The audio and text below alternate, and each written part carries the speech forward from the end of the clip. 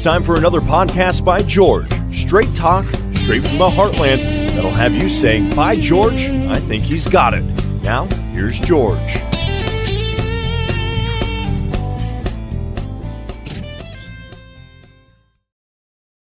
Hi, how are you? Welcome on in to another podcast by George. I hope our technology is working today. I hope we have a good live stream because we've got a great show. I hope you saw the promo for today's show. And I work hard on these things, so I like to show them, make sure that people are paying attention to these things. But here it is, folks. It is peaceful protest the war machine. Peacefully protest the war machine. Yeah, they take you to jail. That's what they do in this country. That's whose interests we're protecting, not the people, certainly not the dead people, the millions of dead people around the world. And we're going to be talking about that today because we're going to be speaking with the guy that you see in the photo there. And it is Brad Wolf of the Merchants of Death War Crimes Tribunal.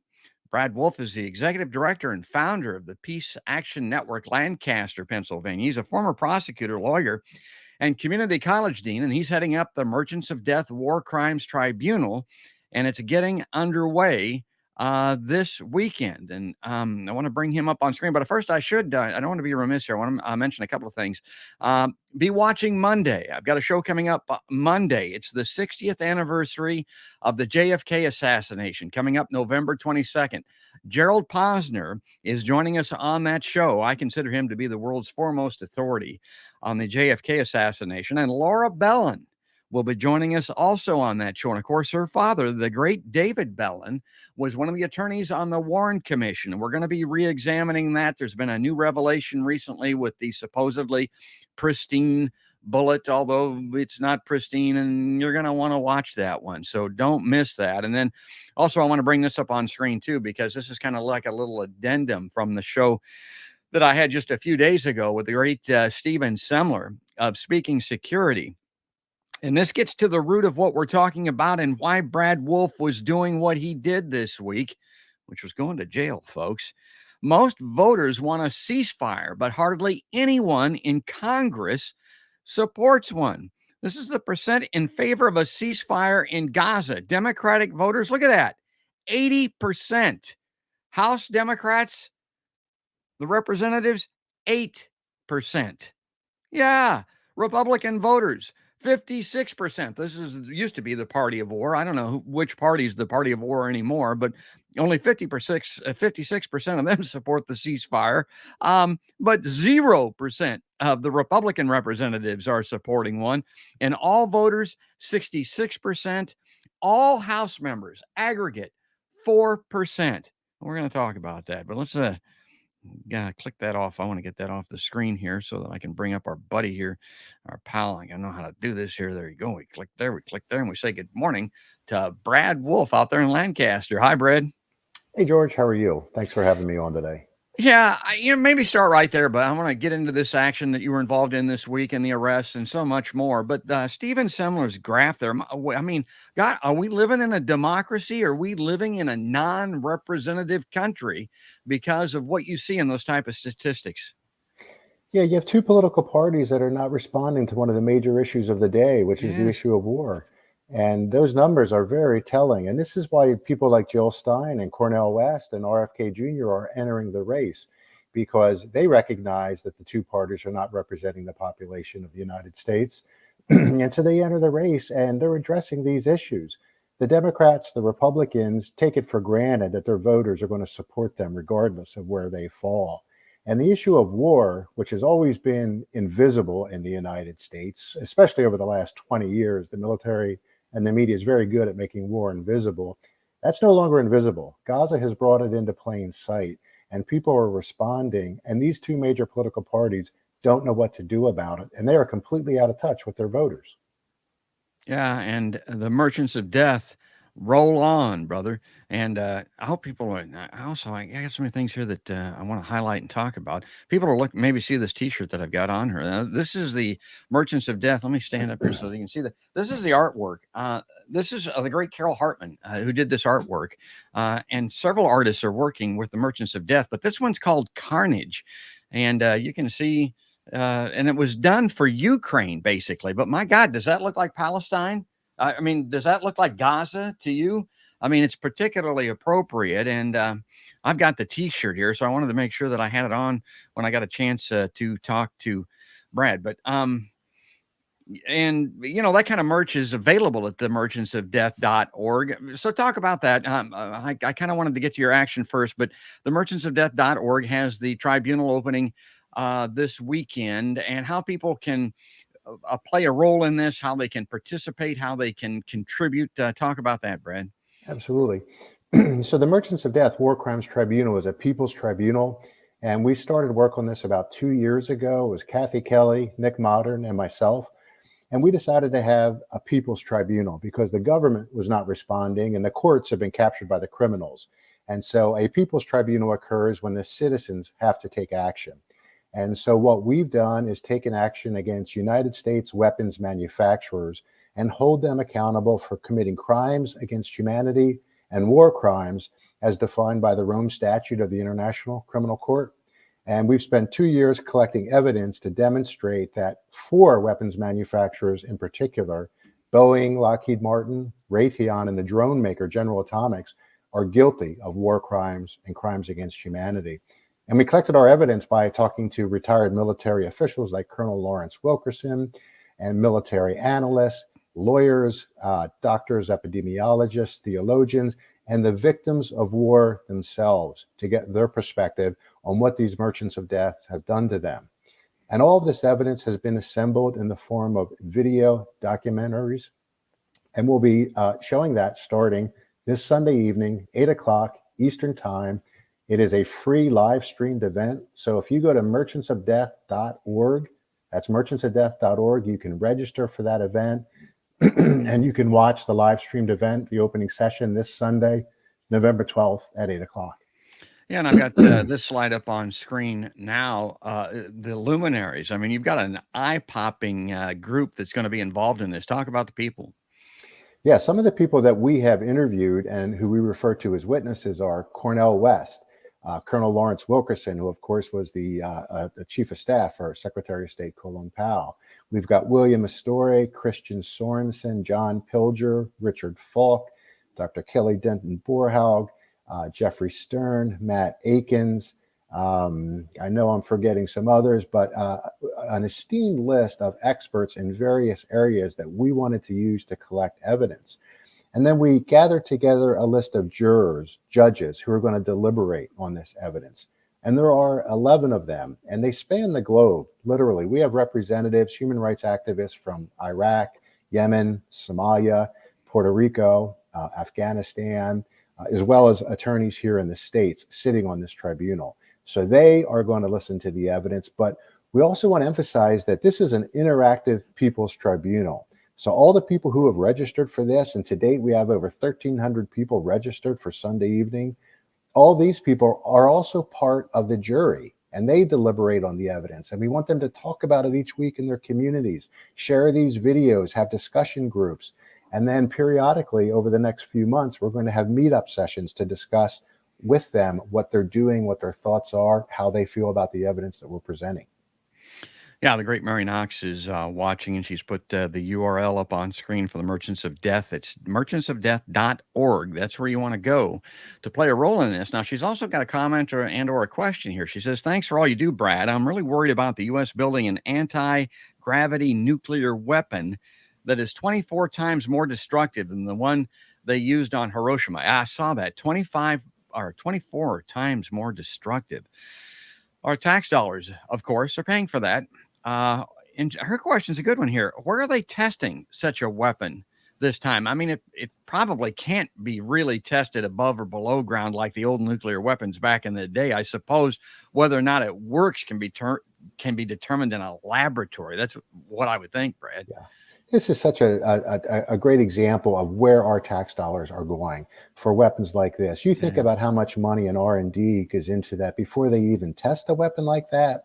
And all of the resources, the skill sets, the engineers, the knowledge that are employed to develop something like that could be used to develop life-sustaining, life-saving kinds of resources that this country needs. So rightfully, we should be infuriated about anti-gravity bombs, about cluster bombs, about white phosphorus, about 2,000-pound paveway bombs that are being used by Israel now.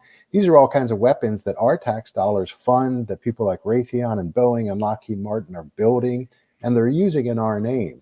And that's what we want to draw attention to. When you go and watch commercials of these weapons manufacturers, it's all propaganda. They don't run these commercials because they expect somebody to watch it and go buy an F-16, right? They're not trying to sell anything. What they're doing is fighting the last battleground that exists, and that's the battleground for your mind, your thoughts. And they're trying to win that last battleground. And we can't let them do that. And so this tribunal is an effort to try to dispel that, get that narrative out of our heads, and get a different one, a truthful one in there. Yeah, and we're going to be talking about Raytheon today. I've got this chart here, this graph that kind of shows their profits. And they are massive. They're unconscionable given what they do. And of course, you could probably look at militarism in the United States, and the people that were blown up around the globe, and every blip on this chart probably coincides with it. But the question I have for you on Raytheon, Brad, now you follow these folks very closely. A lot of these, like Boeing tries to greenwash their image and divest themselves from being connected to this. But Raytheon is interesting in that I don't know what else they do. I mean, they're known as the bomb and missile guys, but does Raytheon tout its production of anything else other than death and destruction?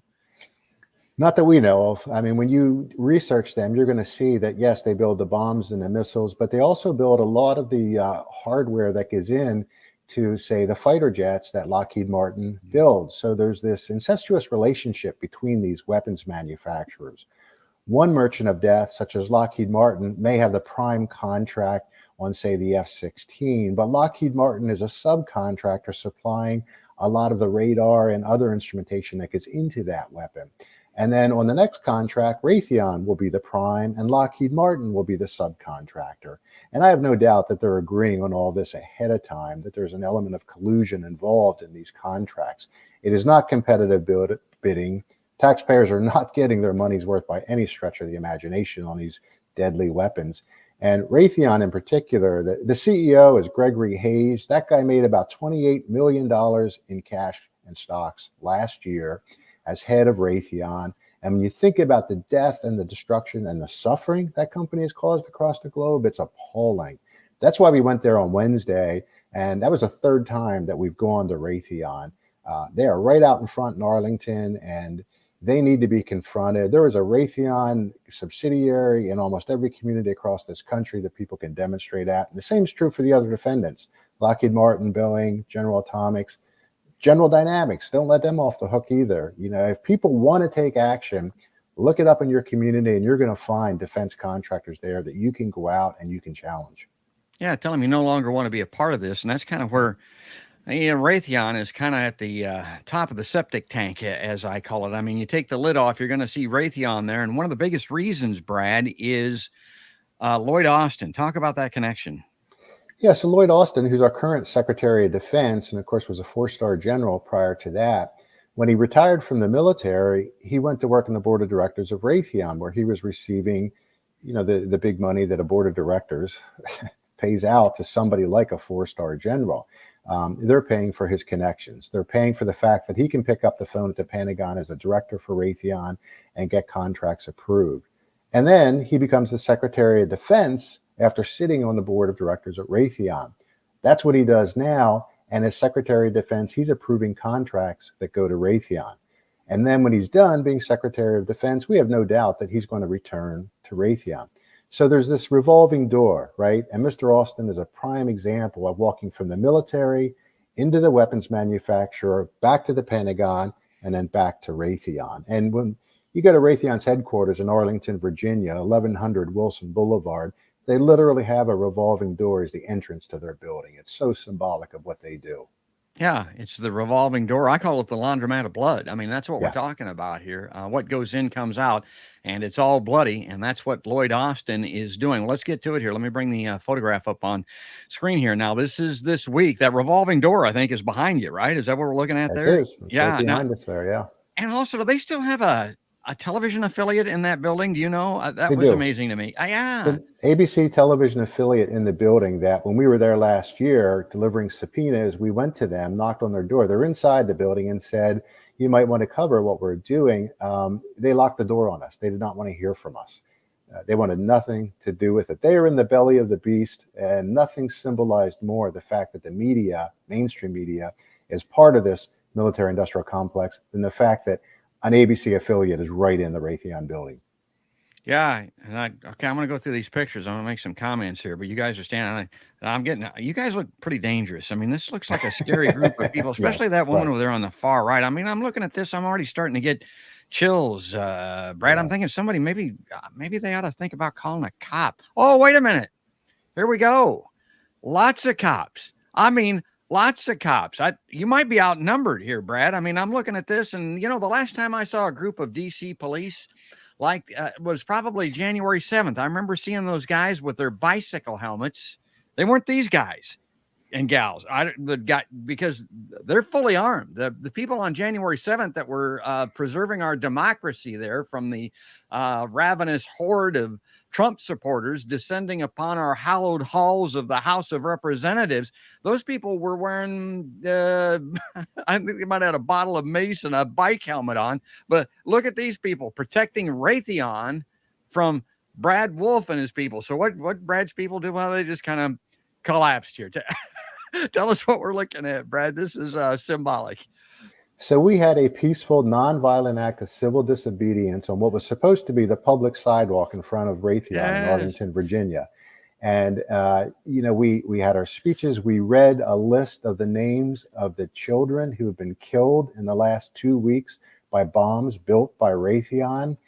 The one gentleman in the ground there in the orange jacket read a poem. This was not a dangerous protest. We did not prevent anybody from entering or leaving the building. Nevertheless, Raytheon immediately came out, told us we had to get off the sidewalk, that they owned the sidewalk, that they had purchased the sidewalk, and we were not allowed on it. We told them that as an act of conscience, we were going to remain. They called the police, and the police came out in force. I'll bet you there was a dozen police officers there, probably 3 or 4 police cars, 2 police officers on motorbikes, and a paddy wagon showed up. I think they probably had a 1-to-1 ratio to us in terms of protesters to police. They came out in force. They told us to leave, that this was private property. Again, we said, look, we've done everything we can. We've contacted our congressmen. We've contacted our senators. We have tried to stop the killing. Nothing works. We don't want to be doing this. We don't want to stand on a public sidewalk doing this and having a die-in like this, but this is what we're left to do. And so we were arrested. We were put in a paddy wagon. We were taken to the Arlington County Prison. We had a bail bond hearing. We were brought before a judge and charged with a misdemeanor of the 1st degree of trespass. Carries a maximum penalty of up to 12 months in prison and a $2,500 fine.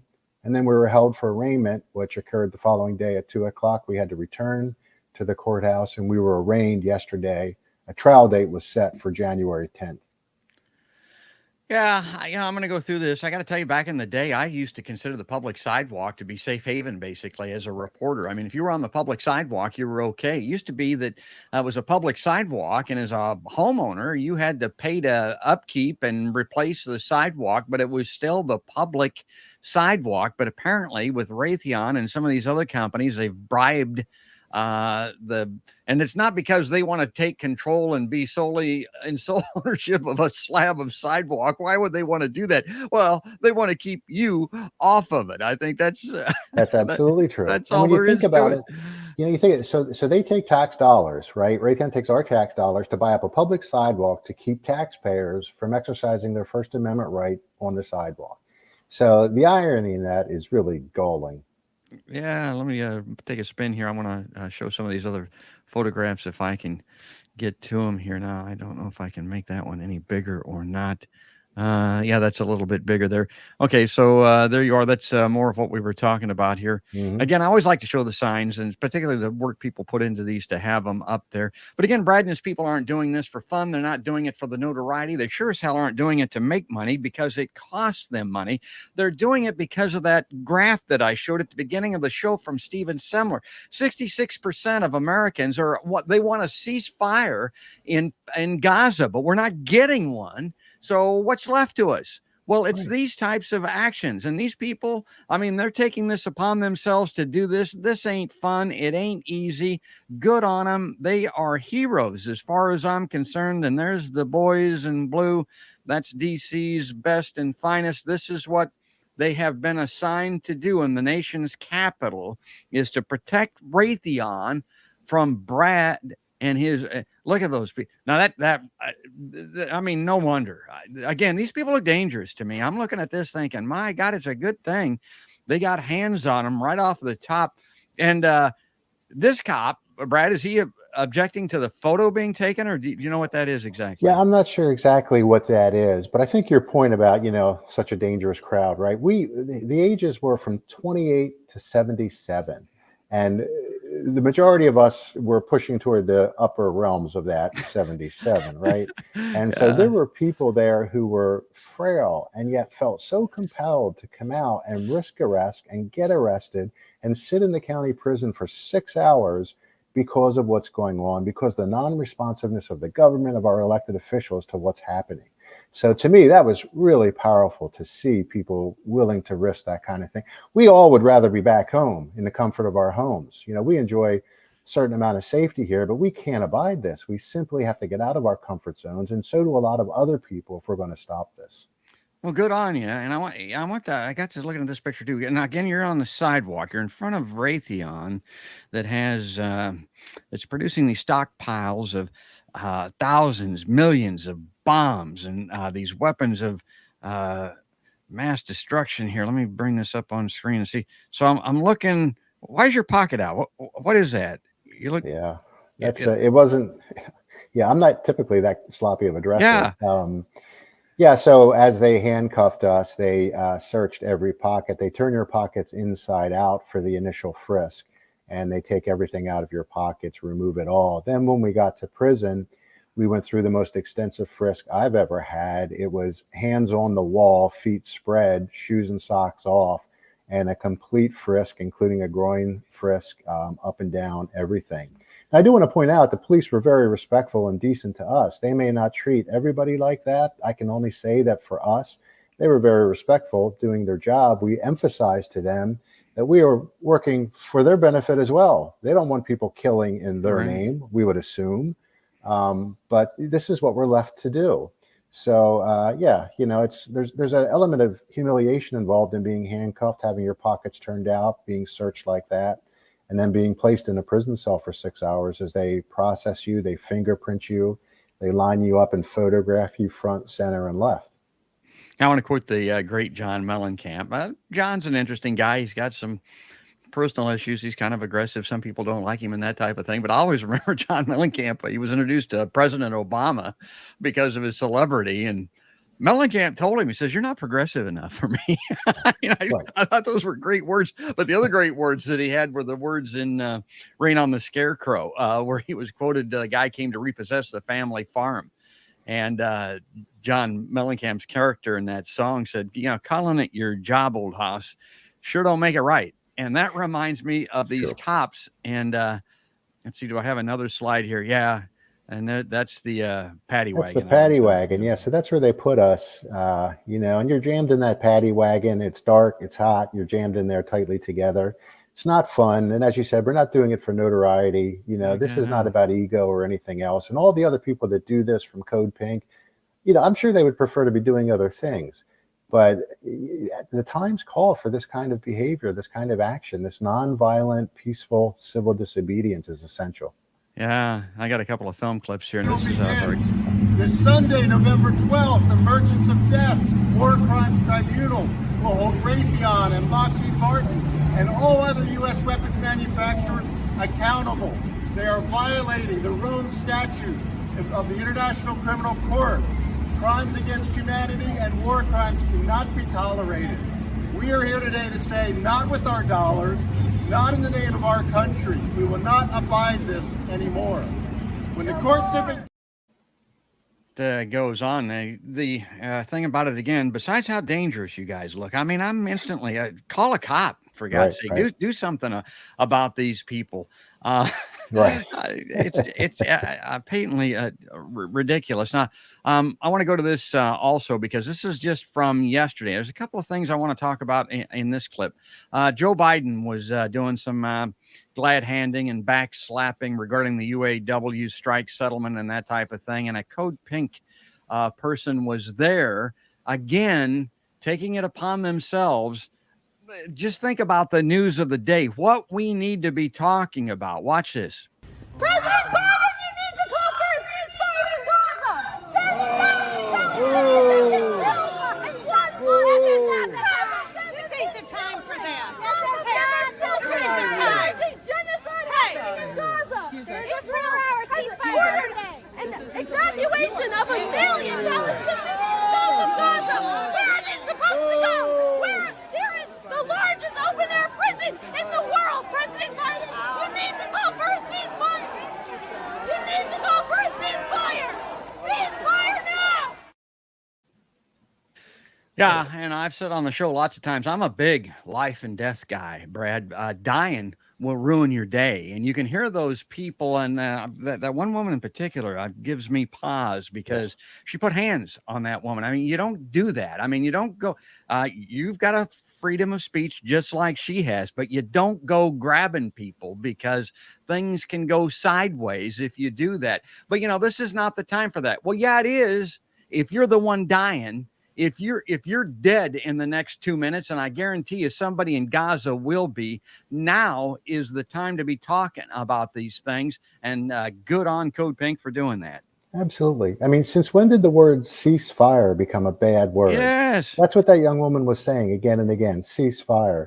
There was nothing, dangerous or provocative or inappropriate about that. She's saying peace, and she's getting booed, and they're telling her, not now, not the time. That's absurd. That's the perfect time. It's the perfect place to do that. You have to take on these kinds of actions in order to get the attention of people. But these terms that you would use, like progressive, liberal, even conservative, they don't mean anything anymore. They really don't, because the Democratic Party, even the squad, is not responsive to the voters on the issues of war and peace. They're not responding in the right way to really bring about a ceasefire. And so people like that, citizens, have to take it upon themselves. They have to form tribunals. They have to go to meetings where the president is, and they have to interrupt them, because what are we left to do otherwise? It's our money, and it's the name of our country being used to do this. I read recently that the equivalent of 2 nuclear bombs have been dropped on Gaza by Israel. Now, when you add up the tonnage of TNT that they've dropped, 2 nuclear bombs dropped on Gaza. This tiny little strip of land. So it's appalling. It is genocide in plain sight. Yeah, I love these clips. Again, I've got some other graphics. I want to bring this up again. Code Pink is going to be a big part of the tribunal starting this week. Medea Benjamin is all in for this, and so is Ann Wright. But I hope people saw this clip. If you didn't, you're going to. Here it is. Ukraine, not in the face of an intensifying strategic competition in the Indo-Pacific and around the world. If the witness will suspend, there might be ceasefire, and yet not one senator is calling for a ceasefire. Shame on you all! The world is calling for a ceasefire. The American people don't want to support this brutal war. Stop the war! Stop the ceasefire now! Stop funding this brutal massacre that Israel is doing on the people of Gaza.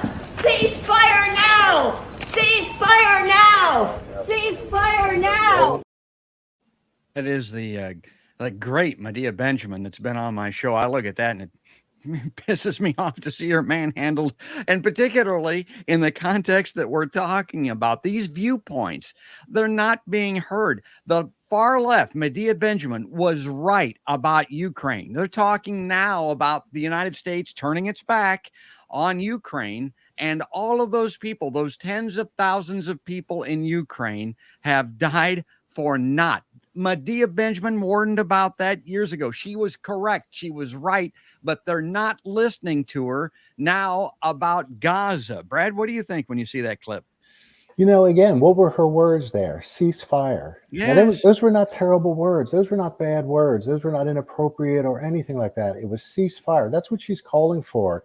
And Ann Wright followed Medea at that action. Ann Wright, of course, is retired colonel from the United States Army and a world-renowned peace activist now. She is one of our judges on the tribunal. She was followed by David Barrows, another Code Pink activist who was also arrested that day.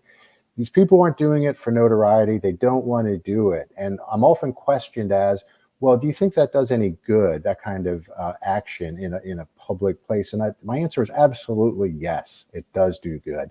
It's a matter of conscience for the individual. It convicts them again and again. But I do think it has an impression on people watching, because I do think they stand up and say, well, what is going on in Gaza that would cause somebody like that, like, Medea Benjamin seems like a fine young woman.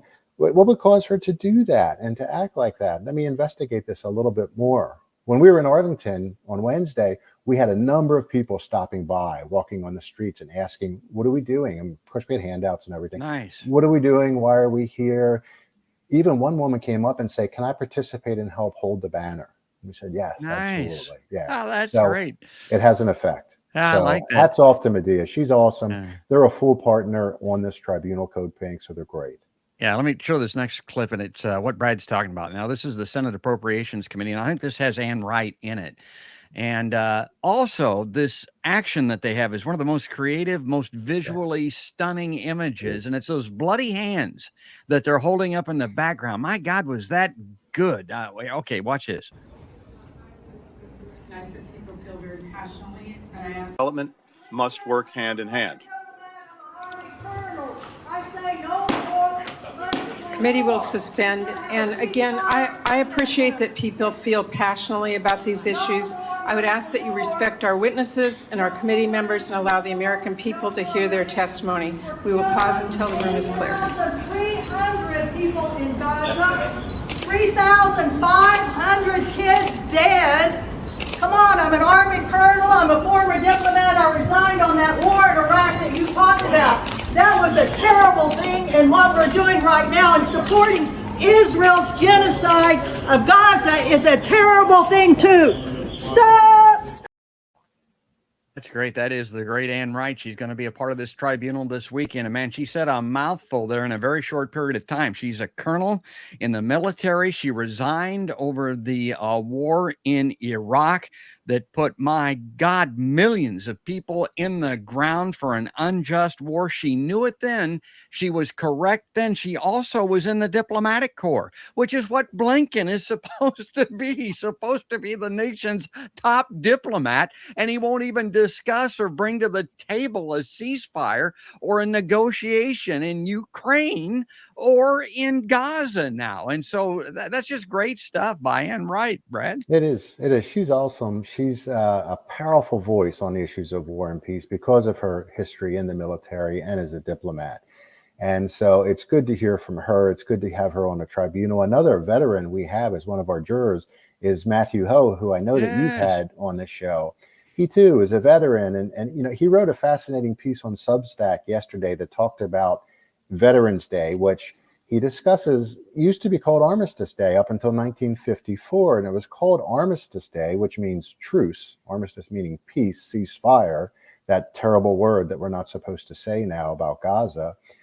But it was called Armistice Day, so we would never forget what had happened in World War I. But in the height of the Cold War in 1954, Congress changes it to Veterans Day to try to honor and deify all veterans in all wars, right? So Matt wrote this great article talking about this sort of process that we've gone through of taking war and warriors and putting them up there as almost pseudo-religious figures. And, that's part of this whole process of a battlefield for your mind. They're really trying to control that last battlefield for your thoughts. And you need people like Ann Wright and Medea Benjamin getting out there, waking you up and doing what they do.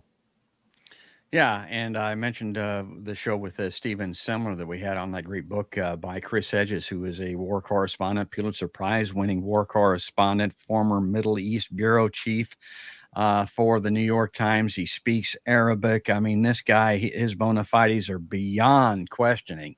And he has seen war up close, personal. I mean, he's seen it, he's felt it, he's smelled it, he's been in it. He says, my God, you have no idea what we're talking. If we're not talking about collapsed buildings here and destruction of infrastructure, we're talking about people blown to pieces in front of your very eyes. And unless you've seen it, and thank God I haven't, but he has, you don't understand what this is really all about. Yeah, think of the images we're seeing out of Gaza right now. Hospitals being bombed, refugee camps being bombed, no medicine allowed in, water not being allowed in. Now, what is the reason for not allowing medicine in? You know, that's just collective punishment of a people, which is a war crime. And, you know, genocide is defined as punishment against an entire religious, ethnic, class of individuals, political class of individuals. That's what Israel is doing against Palestinians at this point. It's collective punishment, and it cannot continue. So the images are devastating out of Gaza. They're devastating out of Ukraine. The violence has to stop. You're never going to kill your way to peace. Israel's blinded by bloodlust right now. Blinken, what was so interesting in that hearing that you showed, where that was interrupted with Blinken at the front, he refused to look back and look at these people. I mean, there was almost a sense of shame that I noticed about him. And I'm hoping that sense of shame can compel him to be a diplomat and not just a mouthpiece for the Pentagon, which is what the State Department is now. They're just a mouthpiece for the Pentagon. They have 1/10 of the budget of the Pentagon when they should have much more. We should be investing more in peace than we do in war. And yet he sits there and just, you know, sort of is a mouthpiece for Lloyd Austin and everybody else. Now, here's something that we discussed when Summer was on again. I keep going back to the show. It was a great show, folks. It was one before this. Check it out. But Mary Knox says we're providing weapons to armies with human rights violations. Yeah. It's against the Leahy laws. There's very strict legislation that we cannot provide these weapons of mass destruction if they're going to violate these human rights laws. And my God, if you need a description of that, look at Gaza, what's happening. They killed refugees that were fleeing, that were on prescribed roadway. They were told to get out and leave, and they gunned them down. I mean, that's just beyond the pale. It really is. They did. And that Leahy law has never been applied to Israel. Huh? The Leahy law, it's never been applied to Israel. They just, you know, it's toothless. It really is. Brenda brings up a point here that a lot of people are expressing, and this one's kind of easy to counter. Why should we cease fire? Look what Hamas did. Well, okay, virtually no one is excusing what Hamas did going into Israel. Yeah, they went in and they killed a bunch of civilians. They struck out kind of like the Nat Turner Rebellion. Look that up back in the Civil War, pre-Civil War here in the United States. They got out of a concentration camp. They believed most of those people had lived in Gaza their entire life. They fled and they went out and they killed whoever they found. Horrible, despicable friggin' thing. Well, Israel so far has killed 10 to 1 on the scale of that what Hamas did in Israel. You can do the math on your fingers. You don't even need your toes for that one, folks. And they're retaliating against the civilian population, trying to kill Hamas militants, Hamas leaders. And at one time, now maybe it's up to a little bit, but they had only killed maybe a dozen at one time. And in the meantime, they had killed thousands of innocent civilians. That's why you have a ceasefire, Brenda, not to excuse what Hamas did, obviously, but the strategy is not working, and it is a war crime. It's illegal to do that. You can't go in wholesale and kill a civilian population to kill a few Hamas generals, Brad. Yeah, you don't cure terrorism with more terrorism, right? So what Hamas did was a terrible act. There's a context to it, and a context that needs to be discussed. And we certainly don't condone what Hamas did, but it didn't happen in a vacuum. And then what Israel is doing now, you have to ask, well, what is the strategy of sort of returning this level of violence, 70 times 7, on the Palestinian people. It's not on Hamas. This is on the Palestinian people, civilians who are dying, children in large degree. The latest count of the dead in Gaza is 12,000, but an assistant secretary of state testified in front of Congress yesterday that they believe the number to be far higher than that the number is being underreported. And this is from the State Department saying this. Wow. So the number of dead is likely to be far higher, and the number of dead, it's not Hamas. These are civilians, and you must distinguish between civilians and soldiers in war. So violence is not going to cure this. And when people say, why ceasefire? Well, what's the alternative? Just to keep killing your way through Gaza? I mean, it's absurd. I always find it amazing that people think that is the best response that the human being can muster up to an act of violence, another act of violence. You know, that's the most appropriate thing we can do. That's absurd. We're better than that. Yeah, as human beings, let's hope that we're better than that. I have said several times now, Israel has extracted a blood bucket full of eyeballs for an eye for an eye. And that's the way it is right now. And that Israel death count is not going to go up, but the Palestinian death count, the people in Gaza, I mean, it could be several times the number that Brad is talking about. And it sits at 12,000 right now. My God, no mas is enough. And if there's any fault for Gaza, you could look at it and say, well, they voted for Hamas. Hamas is a form of government. They put those people that were right-wing, aggressive, in charge of their government. So what, you go in and you exterminate them, you kill them all? Look what Israel, look at their right-wing government. Look at the United States. What if somebody had seen or does look at what we're doing? Look at what they did to Brad and his followers on the sidewalk outside of Raytheon. What if some foreign government said, well, my God, we can't have that? What if Mexico or Canada on our border said, we've got to invade to stop this senseless killing, the senseless situation that's going on in this country? I mean, the comparisons are endless, Brad. They really are. You know, I mean, think if a country, another country wanted to say they didn't like what the policies are of the Democratic Party or the Republican Party, and therefore we're going to hold every single American accountable, and we're going to try to kill them all because they're all part of that. And that's not the way it works. I mean, that is not an appropriate response, not in this day and age when there are so many weapons of mass destruction that can do so many awful things. So we really need to be careful about saying, well, let's just let them fight it out in Ukraine and let's let them fight it out in Gaza, you know, see how that works out. This is all leading toward, we can talk about this, leading toward a war with China, right? You know, Gaza has pushed Ukraine off of the front page for a little bit, but, you know, the war with Russia and the potential war with China is also a big issue and something that needs to be discussed. Everything that we've seen and can tell is that the Pentagon is really gearing up for what looks to be a long-term fight with China. We've surrounded them with over 200 military bases. How dare the Chinese put their country right next to our military bases? I mean, it's kind of insane. If the United States were surrounded with 200 Chinese bases, what would we do?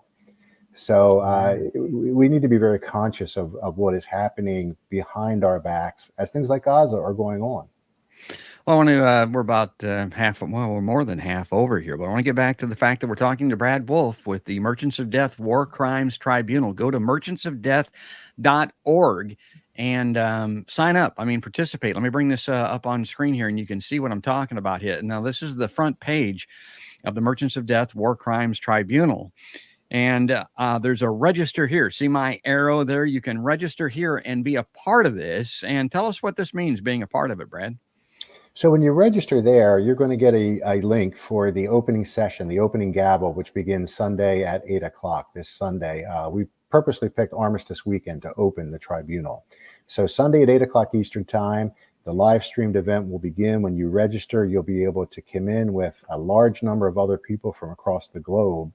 And then each week thereafter, we are going to be emailing out to everybody who registered subsequent video evidence demonstrating war crimes by our defendants, war crimes in Afghanistan, Iraq, Yemen, Somalia, Syria. We're going to have videos on lobbying, the think tanks, the revolving door. And then we'll conclude with closing arguments and then another live streamed event at the end where the jury, the judges, will render a verdict.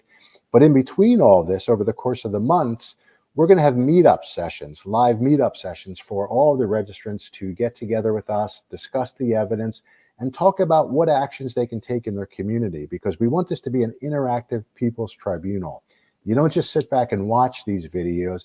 You share them with everybody you know. You create community watch parties, and then you decide to take action in your community. And there was a weapons manufacturer in every single person's community. If you go to the website Government Contracts One, WON, like one, like you won a contract, governmentcontracts1.com, you just type in your zip code and you'll see all the defense contractors in your area. And I can guarantee you there are some there. So we hope people that once they register for this and they get educated, they're going to be motivated to go out and do something in their area. We're going to be communicating with people via meetup sessions throughout the whole tribunal, talking to them about what they might want to do, giving them guidance if they're seeking it, and then also talking about the evidence, because the broader audience, in addition to our 11 jurors, the broader audience are also members to deliberate on the evidence. Did we convince them that U.S. weapons manufacturers are guilty of war crimes and crimes against humanity? And that's what we want to go forward with. We want to use these videos to get to high schools, to colleges, to church groups, to social groups, environmental groups, everybody else we can, because information is power, and we want to get the knowledge out there to people.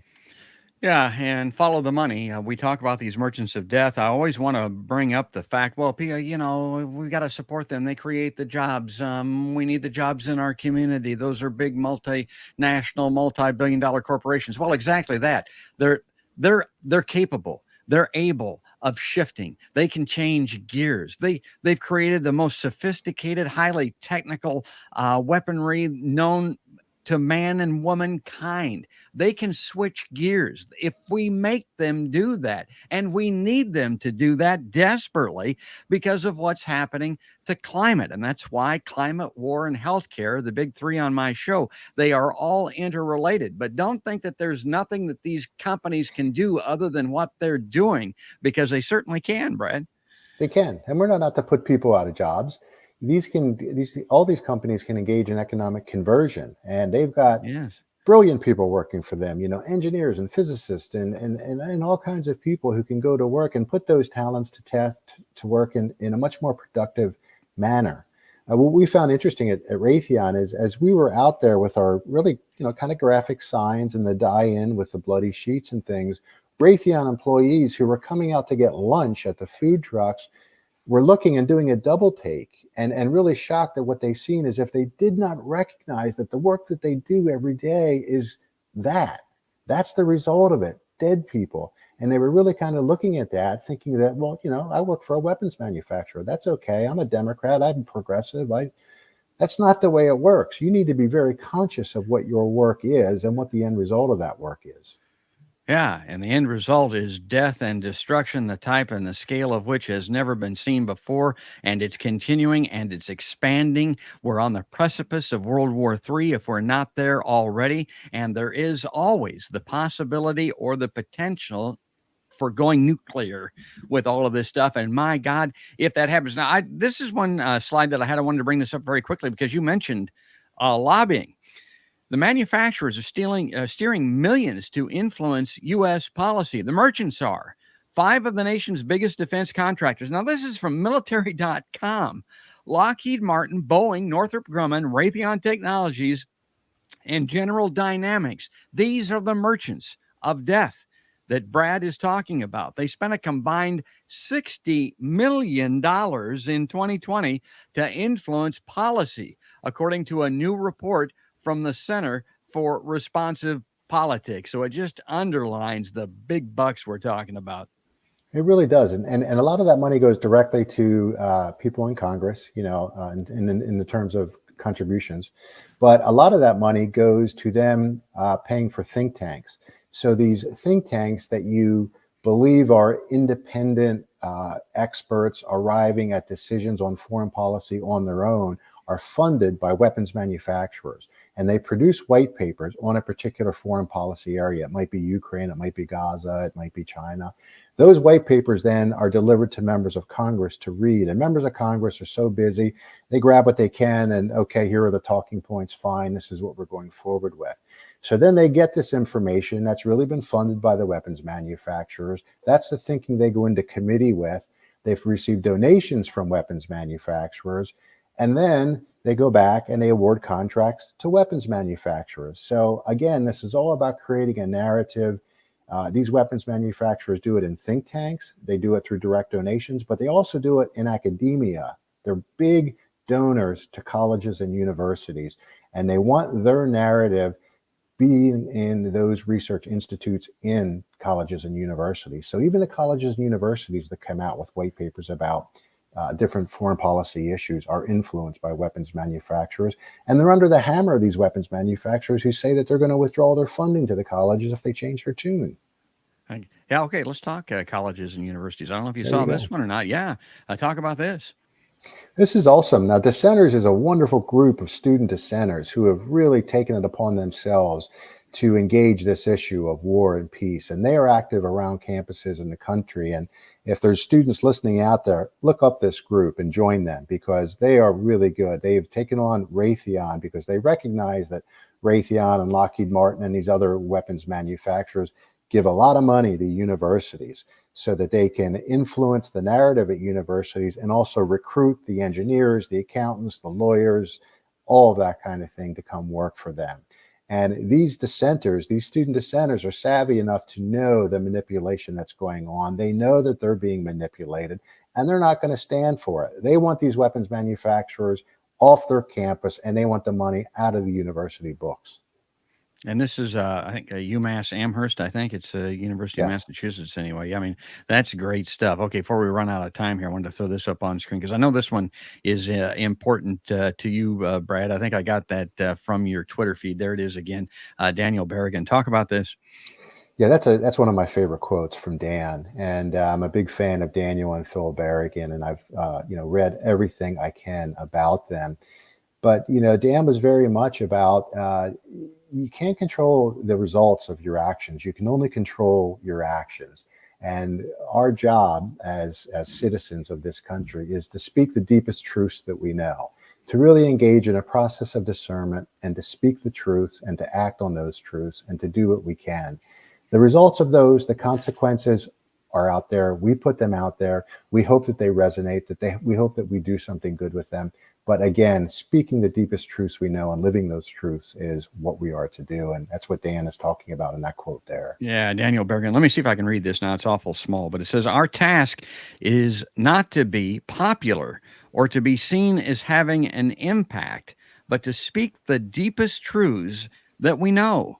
We need to live our lives in accord with the deepest truths that we know, even if doing so does not produce immediate results in the world. Yeah, Daniel, the great Daniel Berrigan.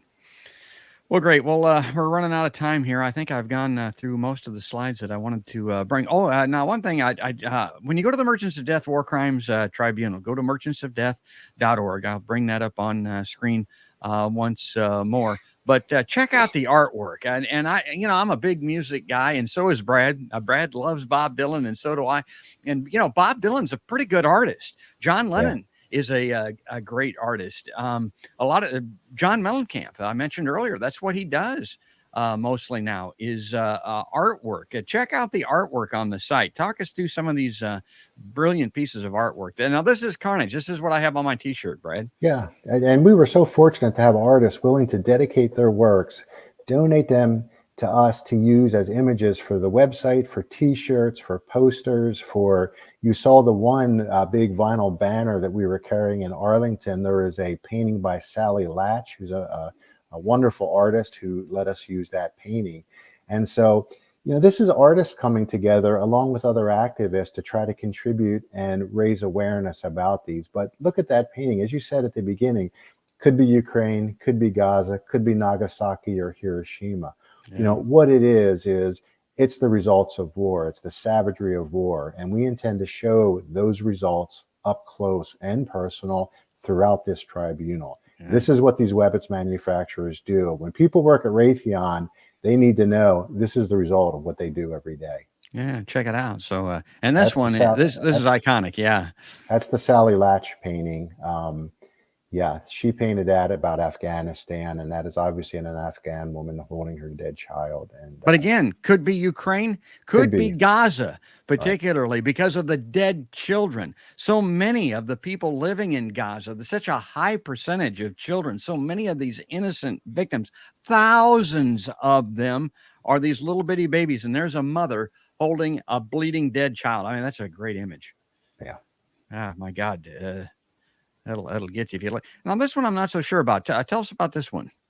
Yeah, this is part of a New York Times story where I believe it was Jeffrey Stern wrote the article about following a particular weapon, the trail of a weapon from its manufacture all the way to its deployment, to its explosion, and to the fact that a piece of that weapon landed in the skull of a survivor of an attack who he was interviewing, and that gentleman took his hand and held it to his forehead, and he could feel the metal in there. And so, you can see the weapons. These are the casings here, the shells here. Yeah. This is just the trail of destruction that's left behind. And it's a desert landscape. I mean, it's truly a desert landscape there. Yeah. And then same masses of refugees. Now, you look at the refugees in Gaza. You've got 1 million people told to leave the north. And how many millions of people in Ukraine are now refugees and losing their homes? Think of the refugees at our own southern border, a result of decades of U.S. involvement and intervention in Central and South America that's causing that crisis at our border. Yeah, and whenever I see something like this, I think here in this country, we just have no idea. People look at these people on these airplanes, Brad, that are losing their shit over, getting a cup of coffee late or having to sit in a certain place on an airplane or whatever. How would you like to pick up after your children have been killed and get in a line and be escorted out like a cow in a herd of cattle? I mean, that's what's happening over there. And here's this great book again. Check it out. Chris Hedges, The Greatest Evil is War. I put that in there just because I wanted to make sure that I mentioned that, but I already did earlier. So we are out of time. I'll put a couple of web addresses up on screen. Give you last word, Brad. You're good at it. Tell people how to get involved here and take us out. Thank you. I would encourage people, get out of your comfort zones. Watch this opening session on Sunday evening, get the information, and then go forward in your community. Don't feel that just because you're in a small town, you can't do anything or you can't participate. If you can get 5 or 10 people to go out in your square and take up these issues, do it. If you want to link up with other national groups and start a chapter in your area, do it. But watch this opening session of the tribunal, learn how your tax dollars are being spent, learn what the country's doing in your name, and then take action. Yeah, that's great, Brad. I mentioned on the show exactly what you're talking about. I said, you look at those huge crowds and they're impressive and they're building. And again, we've got to be listened to, and we will be if we keep doing this. But you see those huge crowds and you think, well, I can't do anything on that scale. Yeah, you can. Do what Brad's talking about. If you live in Alexandria, South Dakota, instead of Alexandria, Virginia, if you live in Hershey, Nebraska, instead of Hershey, Pennsylvania, go out in the town square with a couple of friends and you'll have a demonstration that's equivalent on a population basis to what they're doing in New York City, because 3 people in one of those towns is equal to 3 or 30,000 in New York City. So that's exactly right. Be a part of this, and I'm sure they'll be talking about all of that on the tribunal. We will. And that's, doing that is speaking the deepest truth that you know. That's part of what Daniel Berrigan was talking about. Yes. Just getting a couple people, going out in the square, standing there, convicting yourself and others of the rightness of your cause.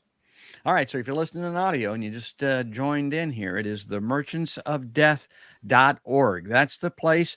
I'm going to be watching. I'm going to be a part of this too. And then we'll circle back here to get an update. I don't know, Brad, what would you think would be a good time frame for Podcast by George to double back with you? We could come back in a week or two and see how we're doing. I would love to hear the results of we have a huge audience, the largest audience World Beyond More has ever had for an opening night session. Wow. That's great. Yeah. So would love to double back in a week or two with you and see what's going on and talk about the state of the world again. Yeah, These merchants of death are not going to let up. Get a t-shirt. Man, this is snappy. Yes. Check this out. Get a t-shirt. That's cool. If you'll see, when I was arrested, I was wearing a different Merchants of Death t-shirt. There's a couple of me out there. Good for you. And thanks for what you do, Brad, and going through that. And I mean, that's great stuff. And I'm happy to bring it to folks. We'll talk again soon. Thank you, George. Take care.